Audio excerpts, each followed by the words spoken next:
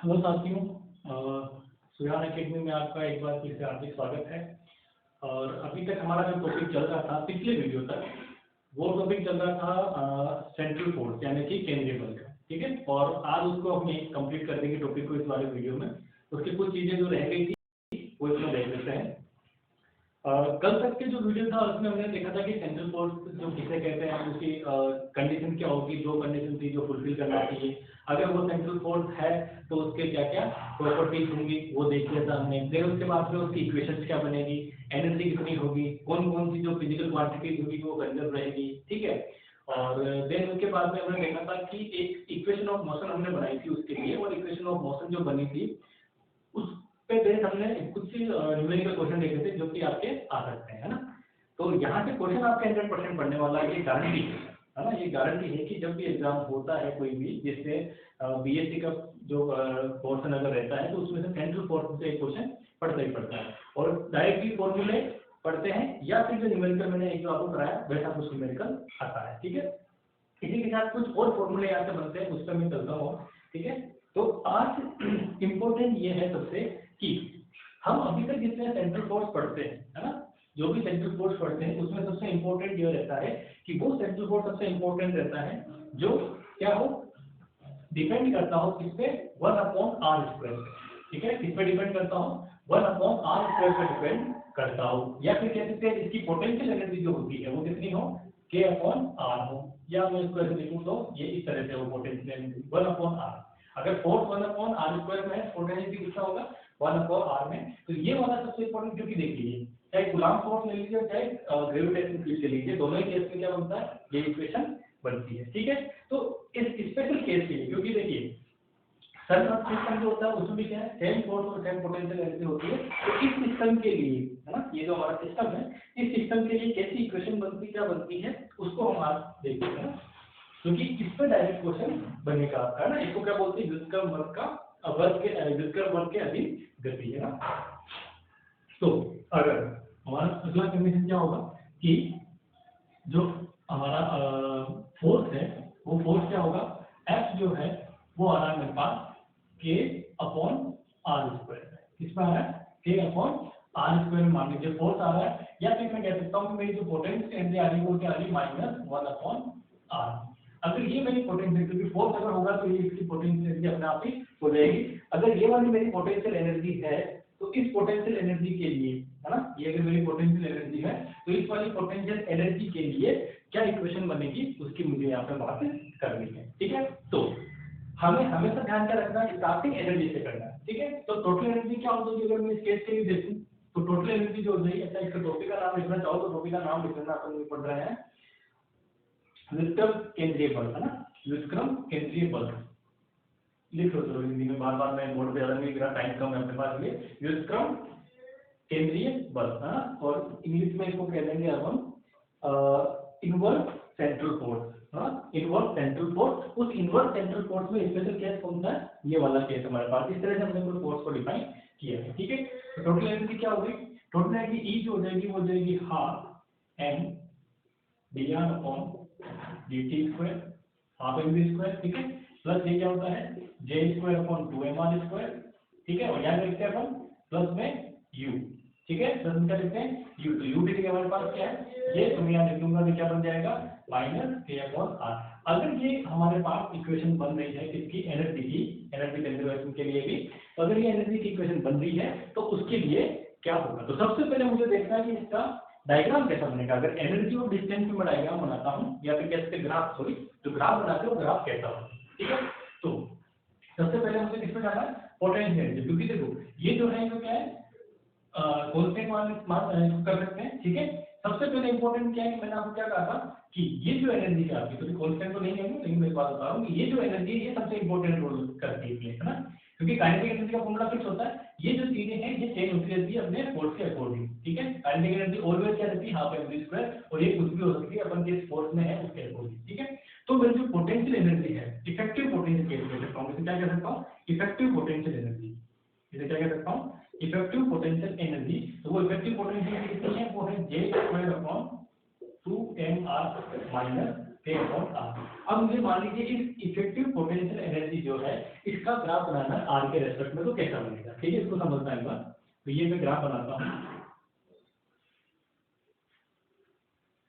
ठीक है, ये मेरी इफेक्टिव पोटेंशियल एनर्जी है और ये मेरा R यानी कि डिफरेंस होगा, ठीक है। तो सबसे पहले अगर मैं, अब देखो इसमें दो ग्राफ है, R की दो डिपेंडेंसी, एक तो कौन सी डिपेंडेंसी है, तो फिर मान लीजिए मैं इसकी डिपेंडेंसी लेता हूँ फर्स्ट केस के अंदर। फर्स्ट केस में क्या लेता हूँ, ये डिपेंड करता हूँ मैं R स्क्वायर से, ठीक है। तो जैसे ही R स्क्वायर को करूँगी किस वाली, पॉजिटिव वाली है। तो जब R की वैल्यू बहुत कम होगी, क्या होगी, जब R की वैल्यू बहुत कम होगी उस केस में क्या होगा, जब R की वैल्यू बहुत कम होगी तो क्या बन रहा है, तो इनवर्सली प्रोपोर्शनल है, ठीक है, तो क्या इनवर्सली, लेकिन क्या है, पॉजिटिव वैल्यू आ रही है, ठीक है। तो जैसे जैसे R की वैल्यू बढ़ेगी, जब R की वैल्यू 0 होगी तो ये कितना होगा, इनफाइनाइट होगा, किसमें, पॉजिटिव में, तो यहाँ होगा, ठीक है। लेकिन क्योंकि 0 नहीं हो सकती तो कुछ यहाँ से स्टार्ट होगा इसका, तो धीरे धीरे धीरे धीरे धीरे धीरे जैसे जैसे ये आएगा, क्योंकि R स्क्वायर है ना, तो जैसे जैसे जैसे जैसे ये आएगा इसकी वैल्यू में थोड़ा ज्यादा चेंजेस होगा, इस तरह का एक ग्राफ आपको मिल जाएगा, ठीक है। ये कौन सा है, ये जो ग्राफ है हमारे पास फर्स्ट है, प्रोपोर्शनल है 1/r², ठीक है, इसके प्रोपोर्शनल है 1/r² के। दूसरा देखिए, दूसरा जो है मेरे पास सेकंड केस में क्या हो रहा है कि जो आपकी ये इफेक्टिव पोटेंशियल एनर्जी है वो -1/r के क्या है, ये कांस्टेंट को भूल जाइएगा, पर डिपेंडेंसी देख रहे हैं किसके है, -1/r² से है, ठीक है। तो इसका मतलब क्या है, ग्राफ कहाँ बनेगा, नेगेटिव साइड में बनेगा, और ये 0 है ना, तो ग्राफ कहाँ बनेगा, नेगेटिव साइड में बनेगा। उसके साथ साथ क्या है, यहाँ जो चेंजेस एकदम से हो रहा था यहाँ थोड़ा स्लो होगा चेंज, है ना, ये थोड़ा थोड़ा क्या होगा, यहाँ पे स्लो चेंजेस होगा, ये थोड़ा स्लो चेंजेस कर देते हैं, ठीक है। बात तो वही है कि R बढ़ते बढ़ते बढ़ाते जाएंगे तो इसकी वैल्यू में क्या होगा, कमी होती जाएगी, ठीक है। तो यहाँ वैल्यू नेगेटिव में ज्यादा थी, वो जब कम होगी उधर से ऊपर जाएंगे, ये हमारा ग्राफ बन गया। अब क्योंकि ये जो मेरा V इफेक्टिव है वो क्या है, इन दोनों का कॉम्बिनेशन, तो इन दोनों का कॉम्बिनेशन होने का मतलब क्या होगा कि जो मेरा ग्राफ एग्जैक्टली होगा वो क्या होगा कि स्टार्टिंग के अंदर, ठीक है, स्टार्टिंग के अंदर जो है वो इसकी वैल्यू ज्यादा है बजाय कि इसके, ठीक है। तो स्टार्टिंग में कौन डोमिनेट करेगा, ये वाला ग्राफ डोमिनेट करेगा, तो ग्राफ कैसे स्टार्ट होगा, क्योंकि यहाँ से ऐसे स्टार्ट होगा, ठीक है। फिर एक ऐसी वैल्यू आएगी जहाँ पे ये ग्राफ वापस अब ये डोमिनेटिंग करने लग जाएगा, वो क्या होगा, कम होता जाएगा। ये इस तरह से क्या बनेगा आपका, थोड़ा सा इसको मैं और स्लो बना देता हूँ, ठीक है। तो ये इस तरह से क्या होगा, ग्राफ थोड़ा सा आपका डोमिनेटिंग करता हुआ बनाता हूँ,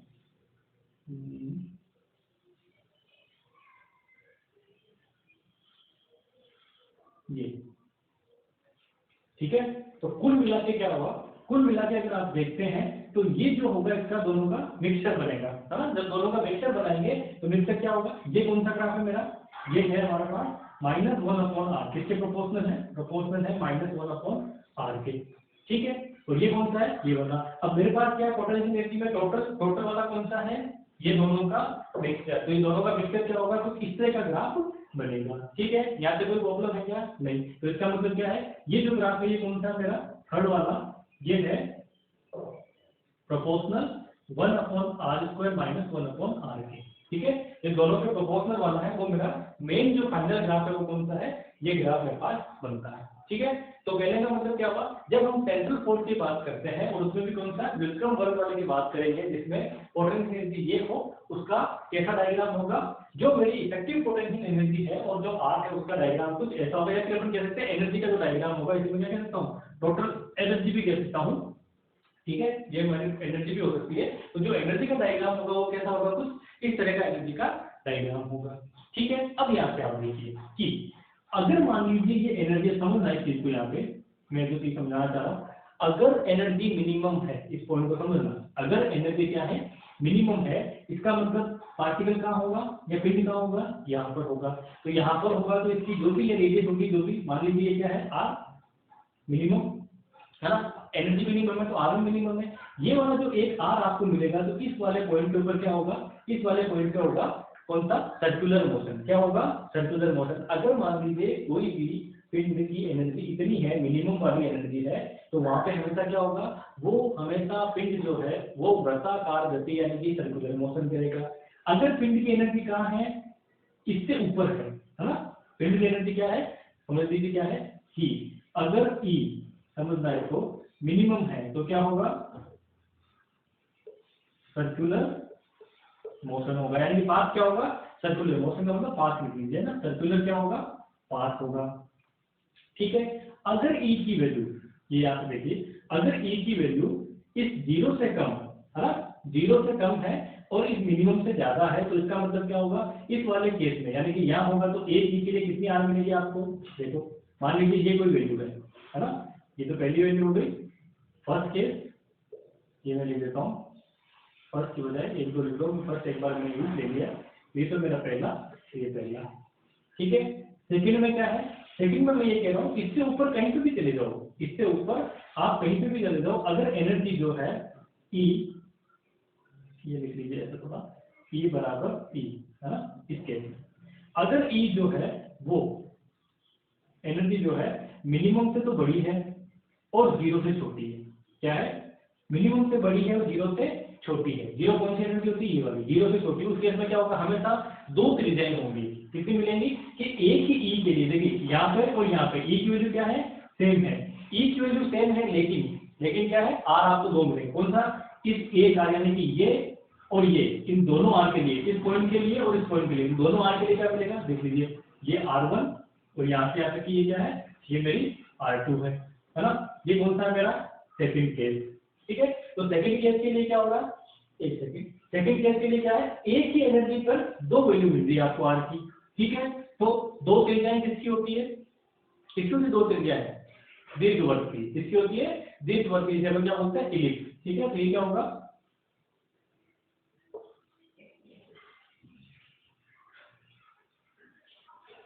इलिप्टिकल पाथ होगा, दीर्घवृत्तीय है ना, इलिप्टिकल यानी कि दीर्घवृत्तीय क्या होगा, इसका पथ होगा। समझ में आ जाए, कोई दिक्कत नहीं है ना, ये ग्राफ बड़ा इंपॉर्टेंट है ना, कि अगर आपकी एनर्जी E बराबर E मिनिमम है यानी कि ये वाला है, तो सिंगल त्रिज्या है तो एक आपको क्या मिलेगा, सर्कुलर पाथ मिलेगा। ठीक है, सेम त्रिज्या पूरी पाथ की। ये वाला केस क्या कह रहा है, जैसे जैसे एनर्जी अगर आप लेते हैं तो इस एक एनर्जी पे ई मिनिमम से ऊपर जाते हैं और जीरो से कम जाते हैं, तो इसका मतलब दो त्रिज्याएं होंगी, किसी भी पॉइंट पे चल जाएगी, यहाँ पे भी दो त्रिज्या, इसमें भी दो त्रिज्या, सब पे दो त्रिज्याएं हैं। ठीक है, तब तक जब तक यहाँ ई मिनिमम में नहीं जाते। ठीक है, ये हो गया थर्ड केस। थर्ड केस हमारा है ये वाला, अगर इस लाइन पे कहीं पे भी आते हैं तो इस लाइन पे क्या होगा, इस लाइन पे जब आपकी energy E equal to zero है, उस केस में आपका कौन सा पद बनेगा, वो बनेगा पैराबोलिक। कौन सा, परवलय,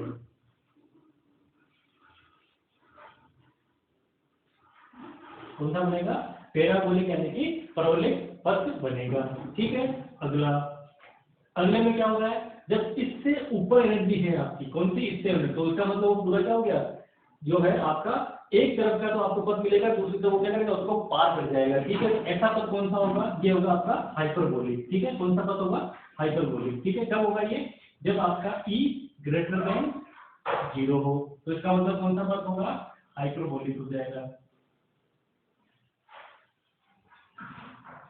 बस ये चीज जानेगा, तो यहाँ से आपका कंसेप्ट क्या बन सकता है, इन तीनों को मिला के, चारों को मिला के कोई आपको एक थ्योरेटिकल कंसेप्चुअल क्वेश्चन जो है आपको दिया जा सकता है। ठीक है, ई मिनिमम सर्कुलर पाथ, ई मिनिमम से जीरो के बीच में है इलिप्टिकल पाथ। ठीक है, जीरो है तो पैराबोलिक पाथ, और जीरो से बड़ा है तो हाइपरबोलिक, यानी कि यहाँ पे बनेगा हाइपरबोलिक, यहाँ बनेगा पैराबोलिक, इस वाले एरिया में बनेगा इलेक्ट्रिकल, और इस एक पॉइंट पे, सिंगल पॉइंट जो उसका मिनिमम वाला पॉइंट है, उस पे क्या मिलेगा, सर्कुलर पाथ आपको मिलेगा। ठीक है, ये किसके लिए है, ये अपना सन और अर्थ सिस्टम के लिए, जो सोलर सिस्टम है उसके लिए है। ठीक है, सोलर सिस्टम में कोई पैराबोलिक होता है, कोई कैसा होता है, वो बात वो आप जानते हैं ना।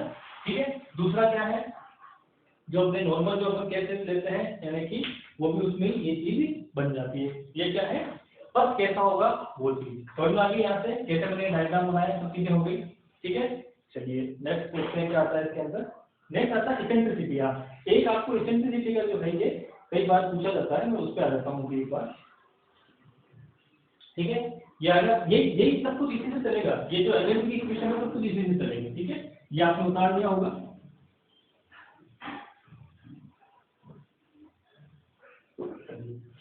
ये मैं यहाँ पे बिठा देता हूँ। अब यहाँ से देखते हैं इसेंट्रिसिटी जो होती है उसके अंदर क्या होती है, वो क्या होती है। ठीक है, चलिए केंद्रिता का हम यही कह लेते हैं।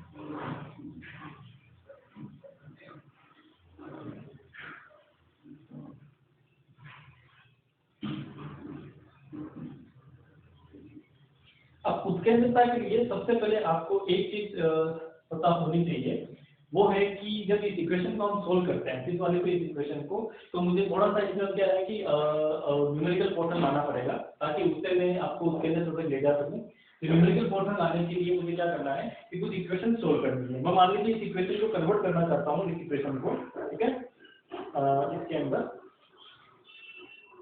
ये जो इक्वेशन है हमारी, उसको मुझे चेंजेस करना पड़ेगा। अगर इनवर्स सेंट्रल फोर्स में अगर मोशन करते हैं ना, तो हमारे पास क्या है कि इनवर्स सेंट्रल फोर्स जो है, यानी कि व्युत्क्रम केंद्रीय बल है ना।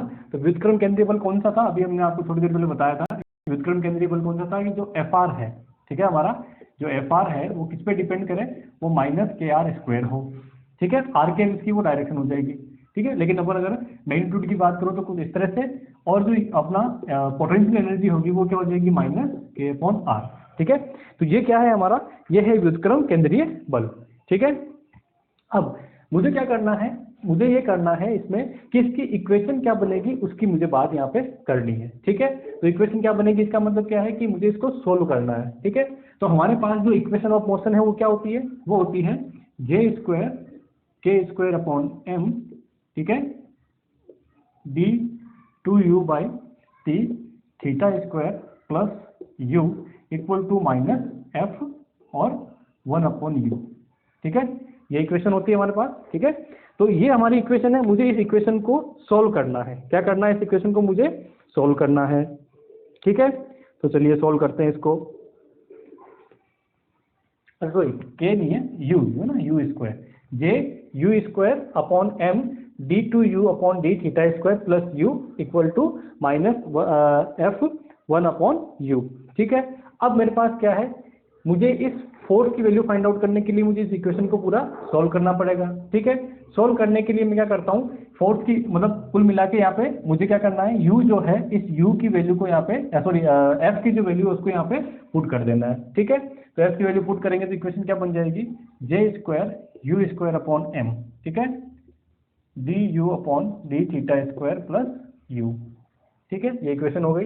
देन उसके बाद में नेक्स्ट इक्वल टू, यहाँ क्या होगा, f कितना मेरे पास, -kr², ठीक है। तो ये इससे कैंसिल आउट हो गया, इक्वेशन क्या बन जाएगी, तो ku², u की फॉर्म में लिखूंगा तो क्या हो जाएगा, ku², तो हमने u की फॉर्म में लिख दिया इसको, ठीक है।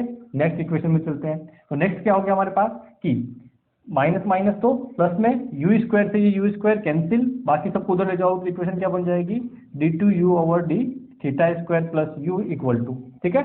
अब ये इधर जाएगा तो क्या हो गया, km/j², ठीक है। अब नेक्स्ट में इस इक्वेशन को मैं थोड़ा सा और मॉडिफाई करके क्या लिख सकता हूँ, इस तरह से लिख सकता हूँ, प्लस u माइनस km/j², ठीक है, इक्वल टू 0।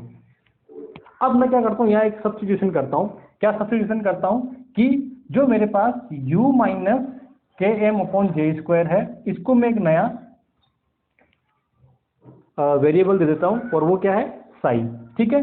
तो जैसे ही मैं साई दूंगा, इसका आप 2 बार डिफरेंशिएशन करेंगे, है ना। तो देखो पहली बार डिफरेंशिएशन करने में, क्योंकि ये सारा का सारा क्या है, कांस्टेंट, तो कितना हो जाएगा 0, तो क्या बचेगा du/dθ dψ/dθ। उसका एक बार और डिफरेंशिएशन कर दोगे, तो जब आप इसका डबल डेरिवेटिव निकालोगे तो ये क्या बनेगा, ये बनेगा थीटा के रेस्पेक्ट में करेंगे तो, क्योंकि ये क्या है पूरा का पूरा कांस्टेंट, और कांस्टेंट का डिफरेंशिएशन कितना हो गया, 0, k भी कांस्टेंट, m भी कांस्टेंट और j² भी कांस्टेंट, ठीक है। तो इसको मैं क्या कर सकता हूँ, इसको अगर मैं साई से रिप्लेस करता हूँ तो ये भी क्या होगा, साई से रिप्लेस और डबल डेरिवेटिव के साथ हो जाएगा। तो ये इक्वेशन क्या बन जाएगी, मेरी इक्वेशन बन जाएगी d2ψ/d प्लस में साई इक्वल टू 0, ठीक है। अब ये इक्वेशन आप देखिए, ये इक्वेशन कौन सी है, ये है सिंपल हार्मोनिक ऑसिलेशन की इक्वेशन, ठीक है। या फिर बहुत सिंपल सी इक्वेशन, इसके हर बार सॉल्यूशन हम निकालते हैं, किसमें आता है, साइन और कोस में, ठीक है। तो मैं क्या ले रहा हूँ यहाँ पे, कोस का इसका सॉल्यूशन ले रहा हूँ। तो इसका सॉल्यूशन क्या हो जाता है, इसका हो जाता है साई बराबर साइन नोट क्या हुआ इसका एम्पलीट्यूड, ठीक है, और कोस थीटा। इनिशियल जो है हम क्या मान रहे हैं, थीटा इक्वल टू 0 से इक्वेशन हो रही है, इसलिए मैंने आगे थीटा नोट का यूज नहीं किया। ये हमारी इक्वेशन, ये इसका क्या हो गया, सॉल्यूशन हो गया। इस इक्वेशन का सॉल्यूशन क्या है, ये वाला सॉल्यूशन है, ठीक है। कोई प्रॉब्लम यहाँ तक, एक बार देख लीजिए। तो इस इक्वेशन का जब यहाँ सॉल्यूशन है और इसको क्या करता हूं मैं, अब मुझे अल्टीमेटली इक्वेशन में क्या निकालना है, u की फॉर्म में जाना है। तो u मेरा क्या था, क्या माना था हमने u को, ये वाला है ना। तो कुल मिला के क्या हो जाएगा कि u माइनस के एम अपॉन जे स्क्वायर बराबर हमारे पास क्या होगा, साइन नॉट कोस थीटा होगा, ठीक है। तो u इक्वल टू क्या हो गया, इसको इस तरफ भेज दीजिए, तो ये हो जाएगा k m j square plus sine not cos theta. अब इसमें से आप क्या करिए, k m upon j square को कॉमन ले लीजिए, तो ये क्या बन जाएगा 1 प्लस साइन, अच्छा कॉमन लेंगे, यहाँ है नहीं, तो ये बन गया जे स्क्वायर साइन नॉट अपॉन के एम कोस थीटा, ठीक है, कोई प्रॉब्लम नहीं है। अब मैं क्या करूंगा, यहाँ पे एक सब्स्टिट्यूशन करना चाहूंगा, ठीक है। और वो सब्स्टिट्यूशन क्या करना चाहूंगा, पहले तो मुझे क्या निकालना है, क्योंकि मुझे इक्वेशन ऑफ मोशन में जाना है। इसको सोल्व करने का मतलब क्या है, इसकी इक्वेशन कैसी होगी उस पर मुझे जाना है, रिलेशन निकालना आर थीटा में, है ना। सॉरी, तो इसको मैं रिप्लेस कर देता हूँ, एक तो रिप्लेस कर देता हूँ, क्या ये चीज अपने पास है, तो ये हो गया मेरे पास k m j square 1 plus j square sine not upon के एम कोस थीटा, ठीक है। अब इस पूरी इक्वेशन में, ये यहाँ तक आपने कर लिया होगा, इस पूरी इक्वेशन में जो है मुझे क्या करना है, इस पूरी इक्वेशन के अंदर एक रिप्लेसमेंट करना छोटा सा। और वो रिप्लेसमेंट क्या है कि, क्योंकि स्टैंडर्ड इक्वेशन बनानी है मुझे ना, जो आपकी बीएससी की सेकेंड ईयर की जो बुक है, कौन सी 2D वाली जो मैथमेटिक्स की है ना, तो उस 2D वाली में आप जाओगे तो फर्स्ट चैप्टर में आपको लगभग ये मिल जाएंगी पोलर इक्वेशन जो होती है ना, सांख्यिक परिचय की कॉनिक सेक्शन की जो पोलर इक्वेशन है, उस पर आप जाओगे तो वो इक्वेशन अब हम यहाँ पे बनाने वाले हैं, ठीक है। तो उस इक्वेशन में क्या होता है, तो उसके अकॉर्डिंग मैं इसका रिप्लेसमेंट कर रहा हूँ। एक रिप्लेसमेंट में कर रहा हूँ, इसको एक कॉन्स्टेंट पी दे रहा हूँ, वो क्या है के एम बाई जे स्क्वायर को, सॉरी जे स्क्वायर बाई के एम को, है ना, जे स्क्वायर बाई के एम को क्या कह रहा हूँ, पी कह रहा हूँ, ठीक है। और एक मैं यहाँ दे रहा हूँ क्या, एप्सिलॉन, और ये एप्सिलॉन क्या है, ये हो जाएगा मेरे पास J square sine not upon के एम। ये दो चीज में रिप्लेसमेंट कर रहा हूँ। तो जैसे ही मैं रिप्लेस करूंगा तो 1 अपॉन आर इक्वल टू क्या हो गया, ये हो जाएगा 1 plus epsilon cos theta divided by P. तो आर इक्वल टू क्या हो गया, आर इक्वल टू हो जाएगा पी एप्सिलॉन कोस थीटा। और ये एक वेल नोन इक्वेशन है, ठीक है, ये क्या है, एक वेल नोन इक्वेशन है, किसकी, सांख्यिक परिचय यानी कोनिक सेक्शन की, ठीक है, जिसमें इसको क्या कहते हैं, इसेंट्रिसिटी कहते हैं। और मुझे इसी की वैल्यू क्या करनी है, अब यहाँ से फाइंड आउट करनी है, समझ गए। ये क्या है, ये इस इक्वेशन का सॉल्यूशन है, ठीक है, ये क्या है, इस इक्वेशन का सॉल्यूशन है, जहाँ पे p क्या है, ये कांस्टेंट है, और एप्सिलॉन क्या है, जे स्क्वायर साइन नॉट अपॉन के एम जो है, ये एक कांस्टेंट है। कर लीजिए फटाफट, इसको देख लीजिए, कोई प्रॉब्लम हो तो यहाँ पे जो है हम इस इक्वेशन पे पहुंच चुके हैं। अब मुझे क्या निकालना है, इसेंट्रिसिटी की वैल्यू निकालनी है। देखो अभी ये इसेंट्रिसिटी जो है, एक बात आप यहाँ देख रहे हैं कि अभी जो ये मैं इसेंट्रिसिटी आप देख रहे हो, कौन सा, ये वाला उत्केंद्रता जैसे कह रहे हैं, इसमें जे स्क्वायर के और एम तो ठीक है कॉन्स्टेंट है, लेकिन इसमें ये किस पे डिपेंड कर रही है, ये डिपेंड कर रही है साइन नॉट पे, यानी कि इस सोल्यूशन के एम्पलीट्यूड पे। तो वो मुझे पता नहीं है अभी, है ना, ये सिर्फ मैंने माना है, इसका सोल्यूशन मुझे पता नहीं है, ठीक है। तो मैं क्या करता हूँ, इस इक्वेशन को एनर्जी की इक्वेशन में चेंज करता हूं, यानी कि जो इसेंट्रिसिटी की वैल्यू है वो किस में आनी चाहिए, एनर्जी की फॉर्म में आनी चाहिए, क्योंकि एनर्जी हम जो है वहां पे हमें गिवन होती है ना, तो एनर्जी की फॉर्म में आती है, एनर्जी निकालना आसान है, तो हम उस वाले केस में इसमें जाने की कोशिश करते हैं, ठीक है। आगे समझ में, इसेंट्रिसिटी ये हमने यहाँ से, तो एक मैं इस इक्वेशन का यूज करूंगा, ठीक है, ये यहाँ पे सोल्यूशन हो गया, एक तो मैं इस इक्वेशन का यूज करूंगा, और एक जो अभी हमने तक एनर्जी की जो टोटल एनर्जी पढ़ा है उसकी इक्वेशन को यूज करूंगा, ठीक है। तो अगला मैं इसी में ये मैं लिख देता हूँ एक बार, ये क्योंकि मैं यूज करूंगा इसलिए मैं लिख रहा हूं यहाँ पे ये सारी की चीजें। एक तो P मैंने क्या लिखा था, P लिखा था जे स्क्वायर बाय के एम, ठीक है, और एक एप्सिलॉन मैंने अगर यहाँ यूज किया, मान लीजिए कहीं यूज आ जाएगा आगे, तो ये ठीक है। और लास्ट इक्वेशन क्या बन रही थी मेरी, लास्ट इक्वेशन बन रही थी P upon 1 plus epsilon cos theta, ये मेरी लास्ट इक्वेशन जो बन रही थी, सॉल्यूशन जिसे कह सकते हैं हम पूरी प्रॉब्लम का, वो ये बन रहा था, ठीक है। अब मुझे एप्सिलॉन की वैल्यू फाइंड आउट करनी है, ठीक है। तो मैं क्या करता हूँ, फिर से अगला टॉपिक यहाँ लगा लीजिए, उसके अंदर था, ठीक है, इसेंट्रिसिटी जो हम ये है, ये मुझे फाइंड आउट करनी है, ठीक है। किसका यूज करके, इस चीजों, इन दोनों चीजों का जो है यूज करके मुझे बनानी है।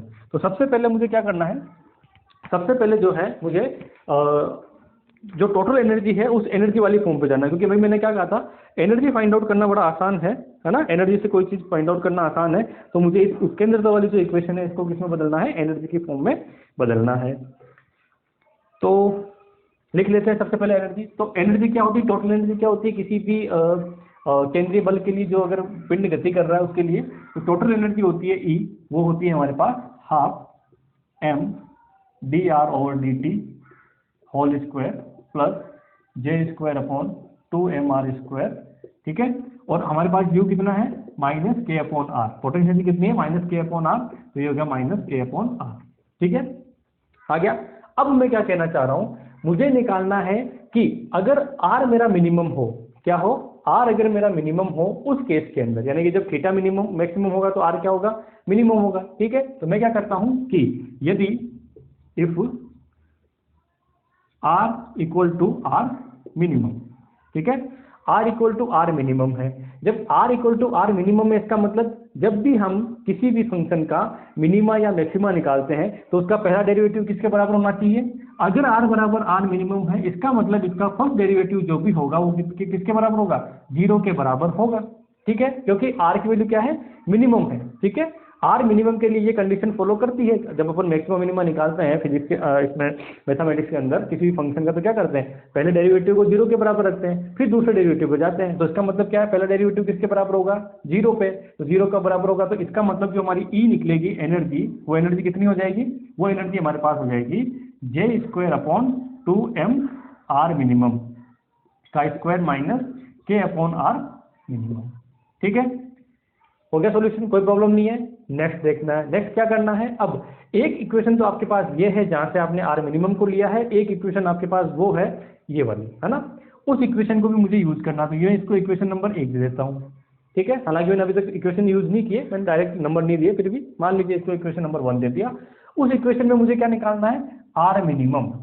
अगर मैं इस इक्वेशन से R मिनिमम फाइंड आउट करना चाहूँ, किससे, इस वाले का यूज करके अगर मैं R मिनिमम फाइंड आउट करता हूँ, तो R मिनिमम कब होगा, जब कोस थीटा की वैल्यू, देखो ये भी कांस्टेंट है, ये भी कांस्टेंट है, ये भी कांस्टेंट है, डिपेंडेंसी किस पे, सिर्फ और सिर्फ थीटा पे, ठीक है।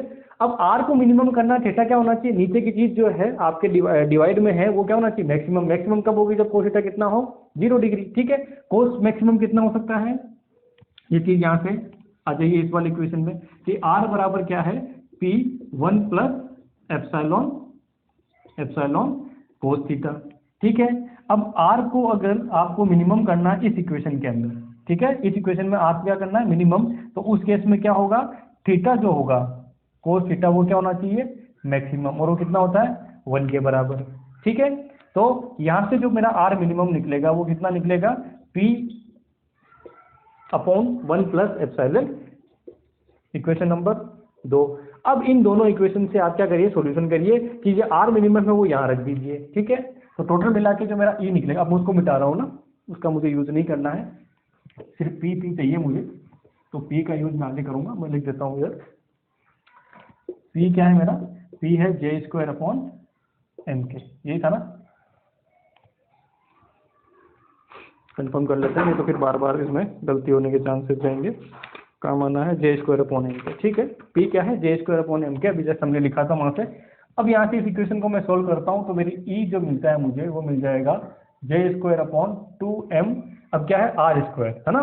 तो जैसे R² है तो इसका मतलब क्या हो जाएगा, P²/1 + एप्सिलॉन का होल स्क्वायर, देन माइनस में k/r minimum, that is P/1 + epsilon, ठीक है, कोई प्रॉब्लम नहीं है। अब इस इक्वेशन के अंदर, अब मैं सॉल्यूशन पे नहीं जा रहा हूँ, इस इक्वेशन में आप क्या करिए, जो P है उसको रिप्लेस कर दीजिए J²/mk से, इसे रिप्लेस कर दीजिए J²/mk से। तो जैसे ही आप इसको J²/mk से रिप्लेस करेंगे तो यहाँ पे जो सॉल्यूशन मिलने वाला है वो डायरेक्ट लिख रहा हूँ, वो क्या है देख लीजिए। इसको जब आप सोल्व कर लेंगे तो E = जो मिलने वाला है आपको वो मिलेगा mk², ये आपके लिए छोड़ रहा हूँ मैं, है ना, सिर्फ आपको रिप्लेस करना है ये, ठीक है। जैसे आप ये रिप्लेस करेंगे और सोल्व करेंगे, क्योंकि अपने पास इस कैलकुलेशन के लिए टाइम नहीं है इतना ना, तो आपको ये सॉल्यूशन इसका मिल जाएगा। ठीक है, ये क्या मिल जाएगा, इसका सॉल्यूशन हो जाएगा। ठीक है, अब यहाँ से तो ये मेरी क्या होगी, एनर्जी हो गई, किसकी फॉर्म में, इसेंट्रिसिटी की फॉर्म में। अब मुझे क्या निकालना है, क्योंकि इसेंट्रिसिटी मुझे गिवन नहीं होगी, पार्टिकल की या पिंड की एनर्जी कितनी होगी उसके अकॉर्डिंग क्या मिलेगा, इसेंट्रिसिटी। ठीक है, तो इसेंट्रिसिटी अगर मैं यहाँ से निकालूंगा तो ये मिल जाएगा मेरे पास ये 1 प्लस ये ऊपर जाएगा तो 2 J² में E divided by M K² और आ जाएगा रूट या पावर 1/2। ठीक है, ये एक बहुत ही इम्पोर्टेंट इक्वेशन है आपके लिए, जिसको आपको डायरेक्टली दिमाग में रखना है या याद रखना। आप मान लीजिए नींदों में भी पूछे तो सेंट्रल फोर्स के लिए ये इक्वेशन पता होनी चाहिए। ये डायरेक्टली बहुत बार पूछा गया है। ठीक है, ये डायरेक्टली बहुत बार पूछा गया है और यही डिसाइड करता है, इसेंट्रिसिटी यानी ये इक्वेशन डिसाइड करती है कि आपका जो पिंड है वो वृत्ताकार यानी कि सर्कुलर मोशन करेगा। ठीक है, कौन सा मोशन करेगा, सर्कुलर, इलेप्टिकल या पैराबोलिक या फिर हाइपरबोलिक, यानी कि वृत्ताकार, दीर्घवृत्ताकार, परवलयिक या फिर जो आपका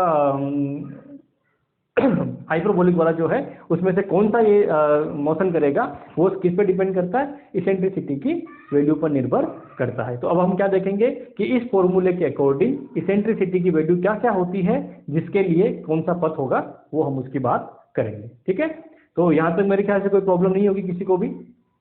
ठीक है, एक बार फिर से देख लेना, इसमें क्या किया है, सबसे पहले हमने इक्वेशन सोल्व की है ना। इक्वेशन कौन सी सोल्व की है, जो इक्वेशन ऑफ मोशन वाली, उसमें क्या किया था, फोर्स की जगह हमने क्या लिखा है, K/r² लिखा था, है ना। u की इक्वेशन में लिखा तो क्या लिखा, K/u² की फॉर्म में, उसको वहां से सोल्व करके सॉल्यूशन क्या मिला था, सॉल्यूशन मिला था हमें ये वाला।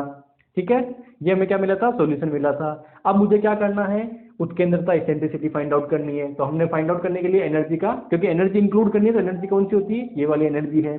इस वाली एनर्जी में मुझे क्या कहा कि मुझे आर मिनिमम पे जाना है। मान लीजिए आर की वैल्यू क्या है, बहुत सारी वैल्यू हो सकती है, आर की वैल्यू कौन सी है, मिनिमम वाली। देखो आपने जब मैंने इस अभी थोड़ी देर पहले आपको ग्राफ बनवाया था, ठीक है, तो आर की वैल्यू हर बार में अलग अलग हो रही थी। जैसा आर है उसके अकॉर्डिंग, जैसा मतलब वो डिस्टेंस है, जैसा आर है, जैसी एनर्जी है, क्योंकि एनर्जी अल्टीमेटली आर पे डिपेंडेंस, सब एक दूसरे पे डिपेंडेंसी है। तो जैसी वैल्यू होगी उसके अकॉर्डिंग क्या मिलेगा, चीजें मिलती रहेंगी। तो आर मिनिमम के ऊपर क्या हुआ, ये फर्स्ट डेरिवेटिव 0 हुआ, ऑब्वियसली बात है, मिनिमम है, मिनिमा है तो क्या होना चाहिए 0। इसको सोल्व किया, इन दोनों इक्वेशन को मर्ज किया, मर्ज करके पी की वैल्यू रखी, आपको आंसर डायरेक्टली मिल जाएगा। अगर याद नहीं रख सकते हो तो इतना सा डेरिवेशन कर लेना, और याद रख सकते हो तो सबसे अच्छी बात है, आपका टाइम बच जाएगा इस वाले फॉर्मूले से। ठीक है, चलिए तो अब आप आगे देखते हैं इसेंट्रिसिटी के इस फॉर्मूले के अकॉर्डिंग इसका पथ क्या होगा। तो अभी तक हमने इसेंट्रिसिटी जो है उसका फॉर्मूला निकाल लिया था, और इसेंट्रिसिटी अभी हमने जो निकाली है वो क्या निकाली है कि एप्सिलॉन बराबर 1 + 2 J² E/mk² to the power half. ये हमारा इसेंट्रिसिटी का हमने फॉर्मूला भी जस्ट फाइंड आउट किया है ना।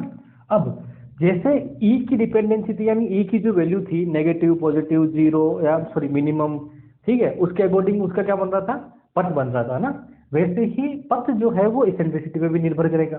ठीक है, क्योंकि बाकी सब कांस्टेंट है, जैसा E होगा उसके अकॉर्डिंग, जब अपन E की वैल्यू यहाँ पुट करते हैं, E मिनिमम रखते हैं, तो क्या इसेंट्रिसिटी की वैल्यू होगी, इस तरह से इसकी वैल्यू क्या होती है, चेंज होती है। तो अगर एप्सिलॉन 0 है कितना है, 0 है, उस केस के अंदर क्या होगा, आपके पास जो पथ बनेगा वो कौन सा बनेगा, इलिप्स बनेगा, सॉरी सर्कल बनेगा। कौन सा बनेगा, सर्कुलर पाथ। ठीक है, ये ध्यान रखना, अगर एप्सिलॉन का मान 0 है उस केस में क्या बनेगा, सर्कुलर पाथ बनेगा। जैसे वहां क्या था, E जब मिनिमम था, ठीक है, तब क्या बन रहा था, सर्कुलर पाथ बन रहा था। ठीक है, दूसरा केस कि जब एप्सिलॉन 1 के बराबर है, ठीक है, एप्सिलॉन किसके बराबर है, 1 के बराबर है, तो बनेगा पैराबोला। क्या बनेगा, पैराबोला पाथ बनेगा। ठीक है, ये केस हो गया। अगला क्या है कि अगर एप्सिलॉन की वैल्यू, अगर एप्सिलॉन की वैल्यू जो है वो 1 से कम है, इससे कम है, 1 से कम है, तो इसका मतलब क्या बनेगा, इलिप्स बनेगा, इलिप्स। ठीक है, अगर एप्सिलॉन की वैल्यू 1 से ज्यादा है तो कौन सा पाथ होगा, हाइपरबोला होगा। ठीक है, ये चीज चार चीज आपको ध्यान रखनी है। आपको क्वेश्चन जो है यहाँ कंफ्यूज नहीं होना है। ई से दिया गया है, यहाँ वैल्यू क्या देंगे, एप्सिलॉन की दे रहे हैं या फिर एनर्जी की दे रहे हैं, उसके अकॉर्डिंग हमें ध्यान रखना। अब मान लीजिए एनर्जी जीरो है, तो एनर्जी जीरो है तो क्या बनता है, पैराबोला बनता है, जबकि यहाँ पे एप्सिलॉन जीरो होने पे क्या बन रहा है, सर्कुलर पाथ बन रहा है। ठीक है, तो वहां पे एप्सिलॉन में क्वेश्चन में जब आप ढंग से पढ़ें, आपको उत्केंद्रता दे रखी है या ऊर्जा दे रखी है, यानी कि इसेंट्रिसिटी दे रखी है या फिर एनर्जी दे रखी है, उसके अकॉर्डिंग आपको ये सब चीजें पता होनी चाहिए। ठीक है।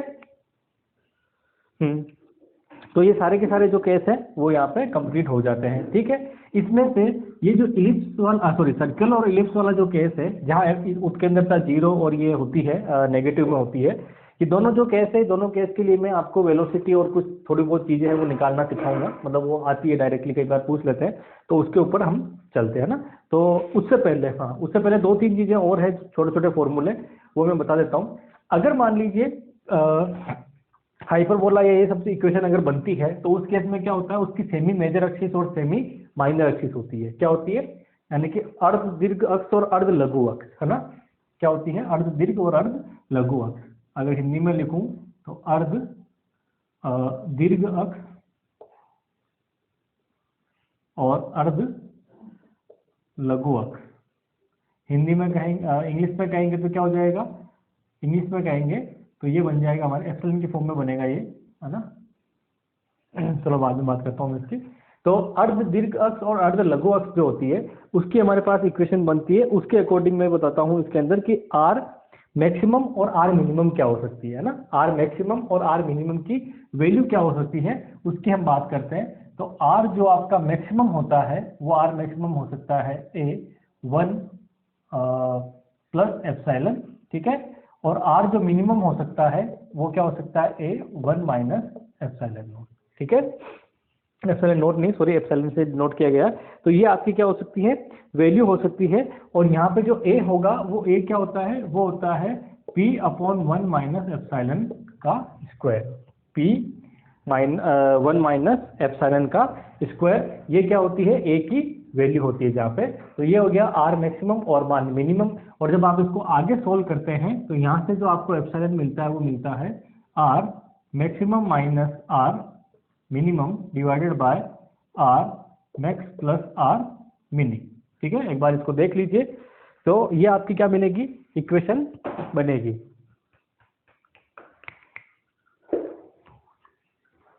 ठीक है, ये आपकी जो है इक्वेशन बन जाएगी। अब यहाँ से देखते हैं नेक्स्ट जो आपके पास, ये सीधे सीधे पूछेंगे आपको, ठीक है। ये सारी चीजें क्या है, वो सीधी सीधी पूछी गई है।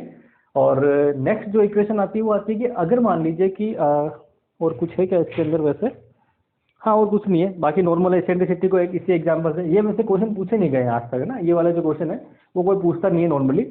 यहाँ तक जो है ये चीजें, और ये वाला सबसे इंपॉर्टेंट मैंने आपको बताया था कि इससे इंपॉर्टेंट कुछ नहीं है। इस जो अपना क्या बोलते हैं एसेंट्रिसिटी वाले जो चैप्टर में से ये कई बार पूछा गया। आप एग्जाम उठा के देखेंगे ना, तो आपको ये बहुत सारी जगह जहाँ फिजिक्स का वो दे रखा है उसके अंदर पूछा गया है, ठीक है। नेक्स्ट जो है मैं यहाँ से जो लेना चाहूँगा वो है कि अगर सर्कुलर ऑर्बिट है, अगर सर्कुलर ऑर्बिट है तो सर्कुलर ऑर्बिट के अंदर कैसी इक्वेशन बनती है ना। तो यहाँ से मैं इसको हटा देता हूँ। अब हमारा फोकस कहाँ रहेगा, सर्कुलर ऑर्बिट में फोकस रहेगा, ठीक है। और ये होते ही उसके बाद में मैं आपको एक इलिप्टिकल ऑर्बिट जो है दीर्घवृत्त वाला, उसका भी एक फॉर्मूला लिखवा दूंगा। देन उसके बाद में एक दो फॉर्मूला लिखवा दूंगा, और देन उसके बाद में सेंट्रल फोर्स यहीं पे कंप्लीट करेंगे, ठीक है। तो सबसे पहले कि अगर कोई भी इलेक्ट्रिकल पाथ है ना, क्या है हमारे पास सर्कुलर पाथ और सर्कुलर पाथ है ना। अगर सर्कुलर पाथ है तो सर्कुलर पाथ के लिए क्या कंडीशन होती है कि आपका ये किसके बराबर होना चाहिए, इसेंट्रिसिटी 0 के बराबर होनी चाहिए, ठीक है। तो एक तो मैंने आपको इक्वेशन क्या लिखाई थी, जो पथ की इक्वेशन हमने लास्ट में लेटर सेक्टम, जो मतलब वो आर और थीटा के अंदर जो इक्वेशन बन रही थी वो क्या थी, P1 plus epsilon cos theta. और हम क्या कह रहे हैं यहाँ पे कि इसेंट्रिसिटी कितनी है, 0। तो जैसे इसेंट्रिसिटी 0 की, ये कितना हो जाएगा, ये आर बराबर हो गया P के, और P क्या होता है, जे स्क्वायर अपॉन क्या था, एम के था ना, एक बार देख लेता हूँ मैं, हाँ एम के है ना ये वैल्यू। तो इसका मतलब आर बराबर क्या हुआ, ये, और ये सारी की सारी चीज क्या है, कांस्टेंट, तो इसका मतलब क्या हुआ, कांस्टेंट आ ही रहा है। हम क्या कह रहे हैं कि अगर सर्कुलर पाथ है तो त्रिज्या चेंज यानी कि रेडियस चेंज नहीं होनी चाहिए, तो नहीं होती ना। एक सर्कल की अगर आप देखो तो रेडियस क्या, अगर मान लीजिए ऐसे है तो इसकी क्या रेडियस चेंज होती है क्या सर्कल की, नहीं। लेकिन अगर मान लीजिए इलिप्स है तो इसका मतलब क्या है, इसकी रेडियस बार बार चेंज होती रहती है ना, कभी मैक्सिमम कभी माइनस मिनिमम ऐसे चलती रहती है इसकी, ठीक है। तो ये क्या आनी चाहिए कांस्टेंट, और ये कांस्टेंट आ रही है जब आप इसको क्या करते हैं, जीरो के इक्वल करते हैं, ठीक है। दूसरा कि यह एनर्जी कितनी हो जाएगी। अब एनर्जी के लिए फिर से वही एप्सिलॉन क्या होता है, एप्सिलॉन होता है 1 plus 2 J² E upon MK² to the power 1/2। अब हम क्या करेंगे, कितना होना चाहिए, जीरो। जैसे ये जीरो होगा तो ये कितना बन जाएगा, इक्वल टू माइनस, क्योंकि इधर जाएगा ये मल्टीप्लाई होगा, तो MK² अपॉन 2J² हो जाएगा, ठीक है। किस केस की बात है, सिर्फ सर्कुलर केस की बात है, ठीक है।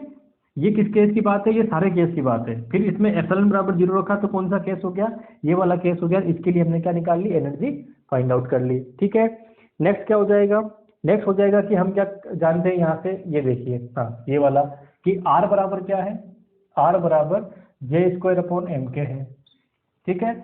और जे बराबर क्या होता है, जे बराबर होता है MR² ओमेगा होता है। ये वाली वैल्यू यहाँ रख दीजिए, है ना, ये वाली वैल्यू क्या रख देते हैं, यहाँ रख देते हैं। तो आर बराबर क्या बन जाएगा, आर बराबर हमारा बन जाएगा M² R⁴ ओमेगा की पावर 2 डिवाइडेड बाय M के, एक M से एक M कैंसिल आउट, ठीक है। तो क्या बनेगा, अच्छा एक आर से एक आर ये यहाँ से कैंसिल आउट, कितने बचेंगे, 3R बच जाएंगे, ठीक है। चलो ये आप अपने आप कर लेना, क्योंकि लिखने में थोड़ा सा ऐसा लगता है। तो कुल मिला के अगर मुझे ओमेगा² R³ यहाँ बचेगा, इसको इधर ले जाइए तो क्या बच जाएगा, K/M, ये इस तरफ जाएगा, M इसके डिवाइड में आएगा, तो ये इक्वेशन क्या बनेगी, कुछ इस तरह से इक्वेशन बन जाएगी। अब मैं क्या जानता हूँ यहाँ से, ये जानता हूँ कि ओमेगा² है ना, इसको भी और सोल्व कर लीजिए। चलिए इसको क्या कर सकते हैं, R³ इसके डिवाइड में आ जाएगा, तो ओमेगा² बराबर क्या आ गया, K अपॉन MR³, ठीक है।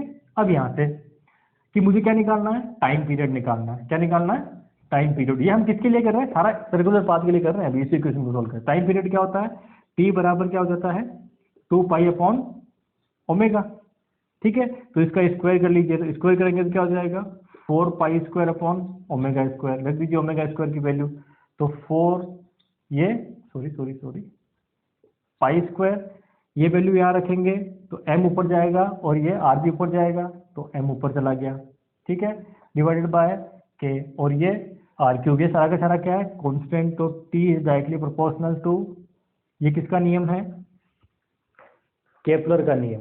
केपलर का नियम पढ़ा ना अपन ने, थर्ड नियम क्या कहता है कि कोई भी जो ग्रह है वो सन के चारों तरफ, जो हमारा सूरज है उसके सूर्य के चारों तरफ क्या कर, इस तरह से गति करता है कि इसके टाइम पीरियड का जो स्क्वायर है वो उसकी जो एवरेज डिस्टेंस होती है उस एवरेज डिस्टेंस के क्यूब के डायरेक्टली प्रोपोर्शनल होता है। ये हमने यहाँ प्रूव कर दिया, ठीक है। ये क्या है, केपलर थर्ड लॉ। हम वापस लिखूंगा मैं सारी चीजें, सिर्फ मैं आपको ये बता रहा हूँ यार कुछ कुछ चीजें। तो ये टाइम पीरियड क्या आ गया, ये इस तरह से अपन ने निकाल दिया, ठीक है, इस वाली इक्वेशन का यूज करके। अब मुझे क्या निकालनी है, वेलोसिटी निकालनी है, ठीक है। चलिए, ये अगर सर्कुलर पाथ में घूम रहा है तो उसकी वेलोसिटी का फॉर्मूला क्या होगा उसकी बात करते हैं। तो वेलोसिटी वाले केस में क्या हो जाएगा, ये वाली इक्वेशन जो है, इसी वाली इक्वेशन को सोल्व करते हैं। तो इसमें ओमेगा² R³ बराबर क्या आ रहा है, K/M आ रहा है, ठीक है। तो इसको क्या ले सकता हूँ, ओमेगा² R³ को भी छोड़ो, उधर क्या करो, एक R ले आओ, बाकी K/M रहने दो उसको, ठीक है। इधर से क्या करते हैं, R² को इधर ले आते हैं, ठीक है, बाकी एक R को उधर छोड़ देते हैं। तो मुझे क्या निकालना है, वेलोसिटी। तो V बराबर क्या होता है, ओमेगा R, तो V² बराबर क्या हो गया, ओमेगा² R², ये वैल्यू यहाँ रख दीजिए, तो V² बराबर क्या हो गया, ये, तो V बराबर रूट में K/MR, ठीक है। ये सारे का सारा किसके लिए कर लिया हमने, सर्कुलर पाथ के लिए कर लिया। देखिए मतलब आप स्टेप बाय स्टेप चलेंगे ना तो कोई प्रॉब्लम नहीं आने वाली है आपको। कुछ कुछ चीजें जरूर याद करनी, क्योंकि आप वहां पे पूरा का पूरा सॉल्यूशन करने नहीं बैठ सकते। कुछ छोटी छोटी चीजें सॉल्व जो कर सकते हैं वो मैं आपको यहाँ पे करवा रहा हूँ, सिंपल सिंपल है। तो ये अगर डायरेक्ट क्वेश्चन पूछे जाते हैं तो हम इस तरह से इसको सोल्व कर सकते हैं कि सर्कुलर एडबिट के लिए वेलोसिटी कितनी आएगी, ये वाली आएगी। और जो अपना दीर्घवृत्त वाला है यानी कि इलिप्टिकल वाला है, उसको उसका जो वेलोसिटी है वो अपने पूछी गई थी, है ना। पिछले जो एग्जाम शायद मेरे ख्याल से टेक्निकल एजुकेशन वाले में पूछा गया था, वो डायरेक्ट फॉर्मूला था, मतलब जैसे ये इसके लिए निकाला ना सर्कुलर के लिए, अब हो सकता है कि आपको जब दीर्घवृत्त के लिए पूछ लिया इलिप्टिकल के, तो नेक्स्ट हो सकता है आपको ये वाला पूछ ले कि इसकी वेलोसिटी कितनी की, डायरेक्ट फॉर्मूला तो रूट में k/m/r होगी, ठीक है। तो मेरे हिसाब से इसमें और कुछ रह नहीं जाता है, ठीक है। चलिए नेक्स्ट, अगर मान लीजिए ये कौन सा हो, इलिप्टिकल पाथ हो, कौन सा पाथ हो, अगर इलिप्टिकल पाथ हो तो उस केस में क्या होगा उसकी मैं बात करना चाहूँगा। तो उसकी मैं डायरेक्ट लिखूंगा कुछ कुछ चीज़ें, क्योंकि वो थोड़ा सा सॉल्यूशन लेंदी होने वाला है, तो मैं ज़्यादा लेंदी सॉल्यूशन करना नहीं चाह रहा यहाँ पे, क्योंकि वैसे ही हमने बहुत सारा डेरिवेशंस वगैरह देख कर लिए हैं इस चैप्टर को करने में। तो दो तीन चीज़ें हैं कि जब इलिप्टिकल पाथ होगा तो इलिप्टिकल पाथ के लिए एसेंट्रिसिटी कितनी होगी, 1 से कम होनी चाहिए, ठीक है। सेकंड केस कौन सा है, ठीक है। और इसके लिए एसेंट्रिसिटी क्या होती है, लेस देन 1 होती है, क्या होती है, लेस देन 1 होती है इस वाले केस के लिए। तो जब इसके लिए लेस देन 1 होती है तो यहाँ पे दो तीन चीज़ें हैं जो मैं आपको बताना चाहूँगा कि एक तो P हमने डिफाइन किया था, ठीक है, और एक एसेंट्रिसिटी E डिफाइन की थी, उससे यहाँ पे इसकी सेमी मेजर एक्सिस और माइनर एक्सिस जिसको कहते हैं ना, वो आप डायरेक्ट लिख लेना, ठीक है, क्योंकि इसको मैं यहाँ पे सोल्व नहीं कराने वाला, ये डायरेक्ट है। तो ये क्या होती है, k/, एक तो 2e होती है, और B जो होती है वो हो जाती है हमारे पास j/2m e⁻⁴ बस ये दो चीज़ आप याद कर लीजिए, फिर उसके बाद तो सब सॉल्यूशन अपने आप ही हो जाएगा, ठीक है। अगर ये याद कर लोगे तो बाकी जो इसका नॉर्मल मैं क्या बताना चाह रहा था कि जो चीज़ें हो जाएगी। दूसरा, इसके अंदर जब आप t² फिर से फाइंड आउट करोगे तो वही 4π²m/k मिलेगा, और यहाँ पे a³ मिल जाएगा, ठीक है, क्या मिल जाएगा, a³ मिल जाएगा, ठीक है, इस वाले केस के लिए। तीसरा जो मैं कहना चाह रहा था वो क्या है, वेलोसिटी, है ना, कि मुझे क्या निकालनी है, वेलोसिटी फाइंड आउट करनी है। अब वेलोसिटी फाइंड आउट करने, क्योंकि सर्कुलर पाथ जो अपन ने लिया था उसके अंदर क्या होता है, सर्कुलर पाथ का मतलब है मिनिमम एनर्जी वाला पाथ, है ना। तो मिनिमम एनर्जी में काइनेटिक वाला अपन क्या करते हैं, 0 मानते हैं, उसके बाद dr/dt तो 0 माने भी वो चेंज नहीं हो रहा, रेडियस है वो चेंज नहीं हो रही टाइम के साथ, इसलिए उसमें हमने क्या किया, उसको 0 मान लिया। लेकिन इस वाले केस में, है ना, इस वाले केस में जो आपकी टोटल एनर्जी आप लिखते हो इस तरह से, 12m dr/dt का होल स्क्वायर, ठीक है, प्लस j²/2mr² और माइनस k/r। इस वाले केस में हमने क्या कहा था, सर्कुलर पाथ के अंदर dr/dt कितना होता है, 0, क्योंकि रेडियस जो है वो टाइम के साथ चेंज नहीं होती, इसलिए कितना होता है, 0, उसको हमने सोल्व कर लिया था, और वो r कितना होता है, मिनिमम वाला केस था, ठीक है। अब यहाँ पे क्या होगा, यहाँ पे ये जो हमारे पास हम निकाल रहे हैं एनर्जी, टोटल एनर्जी, उसको हम थोड़ा सा चेंज करेंगे। कैसे चेंज करेंगे, तो आप देखिए कि ये तो ठीक है, 12m dr/dt का होल स्क्वायर हो गया, प्लस इसके अंदर मैं क्या करता हूँ, j को चेंज करता हूँ, किस में लाता हूँ, थीटा की फॉर्म में। तो j को मैं चेंज करूंगा तो j क्या होता है, mr² dθ/dt होता है, रख दीजिए यहाँ पे।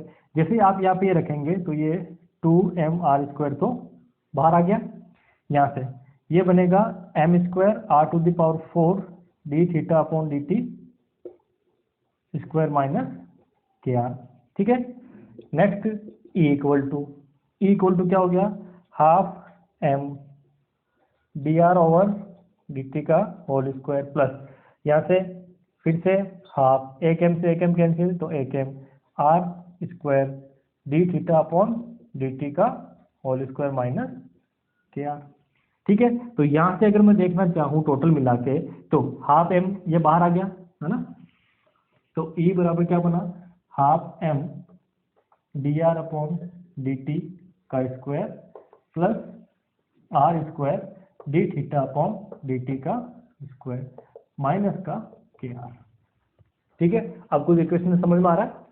अगर मैं इस इक्वेशन को देखता हूं तो इसमें क्या है, ट्रांसलेशन और ये टोटल मिला के जो रोटेशन है, दोनों की वेलोसिटी यानी कि दो है, एक तो रेडियल कंपोनेंट है वेलोसिटी का, एक कौन सा है, जो अपन थीटा वाला कंपोनेंट है। तो इसको मैं क्या लिख सकता हूँ कुछ इस तरह से कि 12m vr प्लस, यानी कि r कैप के साथ, या इसमें लिख सकते हैं vr प्लस v थीटा की फॉर्म में लिख सकता हूँ, माइनस k/r, ठीक है। तो टोटल मिला के जो इक्वेशन बनती है वो v इक्वल टू क्या होता है, वो होता है वी आर आर के प्लस वी थीटा थीटा के, ये इक्वेशन बनती है। v बराबर जो टोटल वेलोसिटी होती है, यानी कि जो आपका रेडियल कंपोनेंट है, जो आपका जो ये एंगुलर कंपोनेंट है, वो दोनों का क्या होता है, सम होता है, वही आपकी क्या होगी, ये वेलोसिटी हो जाती है।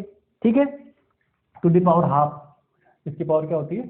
ठीक है, और अगर v निकालना चाहूँ तो v क्या होगा, v r square plus v theta square to the power half, ये निकालते हैं अपन v बराबर। ठीक है, हाँ, जे स्क्वायर है ना, वी थीटा वी स्क्वायर मारा ना, D R upon D T, तो ये वेक्टर और इसका वेक्टर है तो ये वाला वेक्टर स्क्वायर मारा, तो ये वाली चीज हमारे पास, तो वी वेलोसिटी इक्वल टू क्या हो गया, ये वाला। इसका मुझे जब कंपोनेंट निकालना चाहूंगा वी, तो क्या मिलेगा, v r square plus v theta square का 1/2। ठीक है, तो टोटल मिला के मैं इसको क्या लिख सकता हूँ, इसको लिख सकता हूँ वी। ठीक है, तो कुल मिला के मेरे पास ई बराबर, इसी इक्वेशन से ई बराबर मैं अगर लिखना चाहूँ तो क्या बनेगा, half m v square minus k r. यहाँ से v फाइंड आउट करिए, तो v बराबर क्या हो जाएगा, वी स्क्वायर बराबर क्या हो जाएगा, इसको पहले तो इधर भेजिए, तो e प्लस के आर, है ना, e प्लस के आर, फिर v स्क्वायर है तो 2 किधर जाएगा, पूरे के साथ ऊपर मल्टीप्लाई, m क्या होगा, पूरे के साथ नीचे मल्टीप्लाई। ठीक है, तो v इक्वल टू 2/m पूरे में रूट e प्लस के अपॉन आर, ये क्या बनेगा आपका, टोटल मिला के वेलोसिटी की इक्वेशन बन जाएगी। ठीक है, कोई दिक्कत यहाँ तक, हाँ, कोई समस्या नहीं है ना, सिंपल सॉल्यूशन किया है। यहाँ आपको कंफ्यूज नहीं होना है। देखो सर्कुलर पाथ में ये 0 था क्योंकि रेडियस समय के साथ परिवर्तित नहीं होती है, फिक्स रहती है।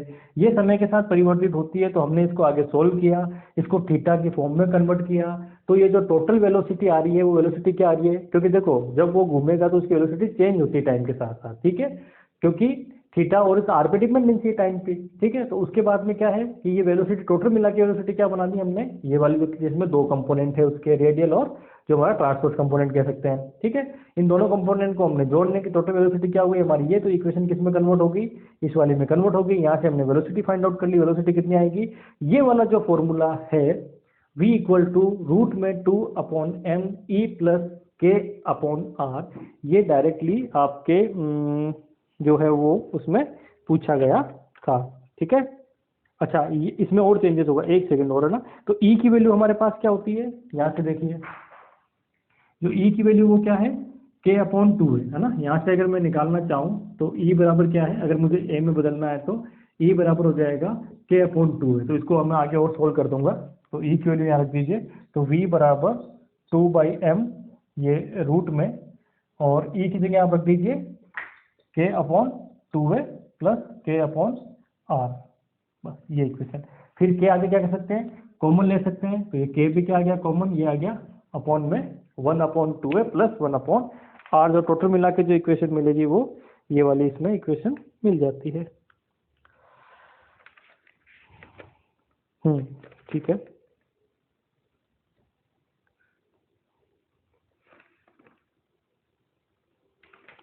एक सेकेंड, है ना।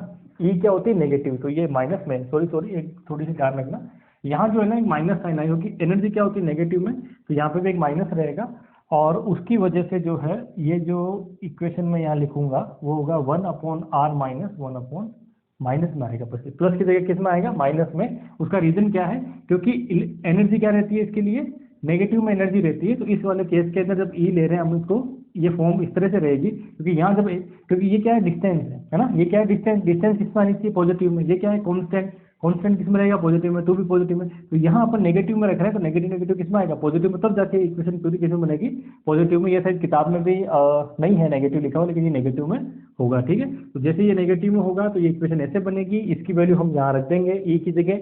जैसे ई की जगह वैल्यू रखेंगे तो ये कुछ इस तरह से इक्वेशन आपकी बनने वाली है। तो ये एग्जाम में दिया गया था, ये ना, ये लास्ट फॉर्मूला, ये एग्जाम में जो है वो दीर्घ वर्ग के लिए पूछा गया था, डायरेक्ट फॉर्मूला है। तो देखिए कुछ कुछ डायरेक्ट फॉर्मूले हैं इसके अंदर सेंट्रल फोर्स में, कुछ कुछ चीजें समझने की है, समझने की जो चीजें हैं मैं आपको समझा चुका हूँ अच्छे से। ठीक है, कुछ क्वेश्चंस कैसे बन सकते हैं वो मैं आपको बता चुका हूँ। बाकी सारा का सारा पोर्शन सेंट्रल फोर्स के अंदर थ्योरेटिकल क्वेश्चन प्लस इसके जो फॉर्मूले हैं वो सारे के सारे मैंने आपको करा दिए हैं और आपको उनको ध्यान से करना है। यहाँ से आपको डायरेक्ट क्वेश्चन मिलने के खूब चांसेस है, क्योंकि देखिए सेंट्रल फोर्स की स्टार्टिंग अगर देखें तो वो भी डायरेक्ट है, उसमें आपको याद करने वाली चीजें हैं, समतल में होता है, कोणीय संवेग संरक्षित होता है, ऊर्जा संरक्षित होती है, ऊर्जा का फॉर्मूले में क्या रहेगा, सारी चीजें हैं। उसके बाद में हमने क्या फाइंड आउट किया था, इक्वेशन फाइंड आउट की थी, इक्वेशन से फिर हमने क्या निकाला था, सॉल्यूशन निकाला था, उत्केंद्रता निकाली थी, उत्केंद्रता का फॉर्मूला निकाला था, इक्वेशन सोल्व करिए, है ना। तो वो सारी की सारी चीजें अगर आप डायरेक्टली उत्केंद्रता का ये फॉर्मूला जिसे है ना, लिखा नहीं कि मैंने यहाँ पे जस्ट पहले जो लिखा हुआ था, ये कुछ कुछ फॉर्मूले वो आपको डायरेक्टली याद रहेंगे तो मेरे हिसाब से आपको बहुत आसानी हो जाएगी, क्योंकि ये वो फॉर्मूले या वो चीजें हैं जहाँ से आप एक एवरेज स्टूडेंट से आप डिफरेंस बना सकते हैं, है ना। बाकी नॉर्मल जो क्वेश्चन काइनेमेटिक्स है या फिर दूसरे जो भी सिंपल सिंपल क्वेश्चन होंगे वो सब हर कोई करेगा। ये वो क्वेश्चन होते हैं जो लगभग लगभग छोड़ के आने वाले होते हैं और अपने को करना है, क्योंकि सिलेक्शन लेना है तो ये क्वेश्चन करोगे तो अपने आप सिलेक्शन हो जाएगा, नहीं तो फिर भी आप वही एवरेज कि 10 नंबर से रह गए, 15 से रह गए, तो वो इसी इन्हीं नंबरों से रहोगे अगर रहोगे तो, ठीक है। तो इनको आपको डायरेक्टली याद करना है, ठीक है। नेक्स्ट जो कि अब सेंट्रल फोर्स के अंदर ही ग्रेविटेशन वाला है, सिंपल सा जो अपन 11th में पढ़ते हैं टॉपिक, वही टॉपिक अब यहाँ से चलेंगे, ठीक है। तो वो नेक्स्ट वीडियो में हम वही स्टार्ट करेंगे, इसलिए मैंने सेंट्रल फोर्स पहले पढ़ा दिया, क्योंकि सेंट्रल फोर्स का जो नॉर्मली बीएससी की बुक अगर देखते हैं तो उसमें पहले ही दे रखा है वो, ठीक है। तो हम बीएस मैंने आपको पहले ही कहा था कि जो चीज़ें कॉमन है वो मैं कॉमन एक साथ पढ़ाऊंगा, उसमें से कुछ टॉपिक अगर नहीं है तो मैं उसमें साथ साथ बढ़ाता रहूंगा। तो बीएससी का जो है सेंट्रल फोर्स वाला जो टॉपिक था ना, सेकंड चैप्टर अगर आप देखते हैं मैकेनिक्स के अंदर, है ना, तो वो मैंने आपको सेकंड यूनिट का जो है लगभग लगभग आधा पोर्शन कंप्लीट करा दिया। ग्रेविटेशन वाले में हमें इतना टाइम लगने वाला नहीं है, क्योंकि वो थोड़ा सिंपल रहेगा, क्योंकि उसमें हर चीज़ हम किस पे देखेंगे, सर्कुलर में ही देखेंगे, उसमें इलेप्टिकल वाले पार्ट में हमें नहीं जाना है, ठीक है। चलिए, थैंक यू वेरी मच।